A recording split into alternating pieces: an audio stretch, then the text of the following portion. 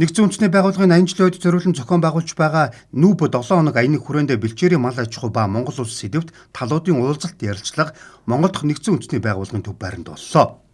Нэгдсэн үндэсний байгууллагаас 2026 оныг бэлчээр ба нүүдлийн мал аж ахуй эрхлэгчдийн олон улсын жил болгон зарласан. Энэ хүрээнд олон улсын жилийг өгтөн Монгол улсын засгийн газрын санаачлах хэрэгжүүлэх ажлын талаар ярилцсан. Монгол улсын хэмжээнд 5103 бэлчээрийн хяналтын цэг ажиллаж байна. Эдгээр цэгүүдээс тухайн бүс нутгийн бэлчээрийн ургамлын гарц дааз төлөв байдлыг ажигладаг. Жил бүрийн 8 дугаар сарын эхний хагаст ургамлын судалгаа хийдэг байна.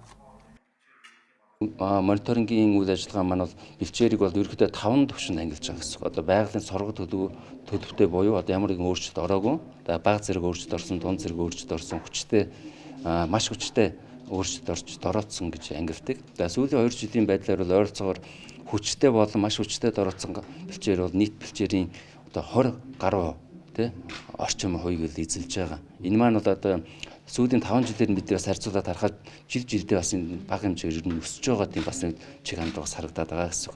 Нөгөө талдаа нөгөө сорго төлөв одоо байгалийн соргоогоор байгаа бэлчээрүүд байна тийм ээ. Тэр маань бол ингээ бага багаараас ер нь бас ингээ багасах хэмжээтэй тийм. Ер нь тиймэрхүү шиг хандлагууд харагдаж байгаа.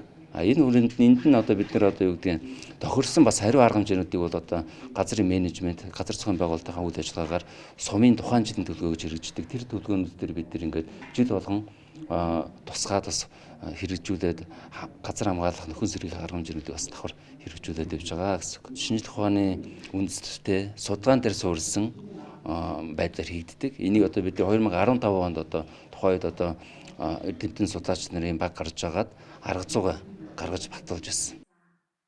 Дэлхийд даяараа урьдчилан хамгаалахад бэрх хувьсан өөрчлөгдөж байгаа уур амьсгалтай тулж 700 сая буюу дэлхийн хүн амын 11 нь хүнс тэжээлийн дутагдал өлсгөлөнд нэрвэгдэж сая гаруй төрөл зүйл ургамал амьтан хомсдолд орж байгаа.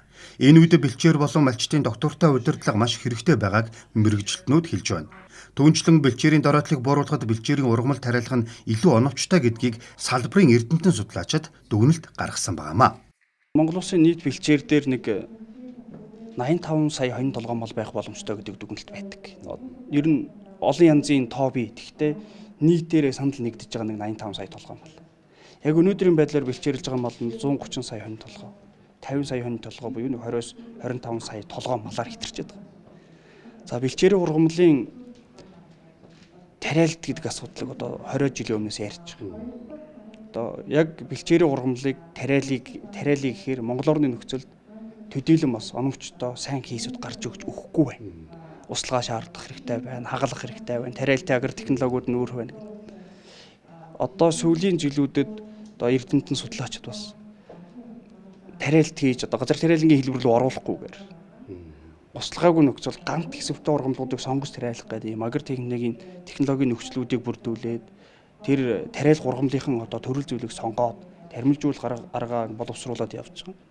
Тэгэхээр энэ туршилтууд судалгааны үр дүнгууд амжилттай байгаад ирэх юм бол бид нэр энэ нийт одоо хүчтэй дөрөйтсөн байгаа бэлчээрүүд дээр тармил бэлчээрийг бий болгох эсвэл ургамлын нөхөн сэргээлтийг дэмжих ийм арга хэмжээнүүдийг хэрэгжүүлэх бүрэн боломжтой байгаа.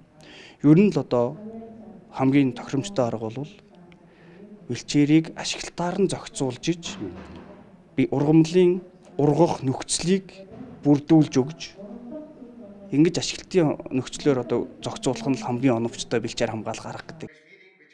2023 онд бэлчээрийн сэрэг чадвахын 3, 4, 5 дугаар ангилалд хамаарах 23 сая 400 гат талбайд бэлчээрлэлт, сэлгэ, хамгаалалт болон хортон шавжийн хяналтын арга хэмжээг хэрэгжүүлсэн байна. Улсын хэмжээнд аймаг сум баг болон бэлчээр ашиглагчдын бүлгийн түвшинд бэлчээрийн фото мониторингийн цэгүүдийн тоо болон хамарсан талбайг жил бүр тооцсон үзэж судалгаа хяналтыг хийж байгаамаа.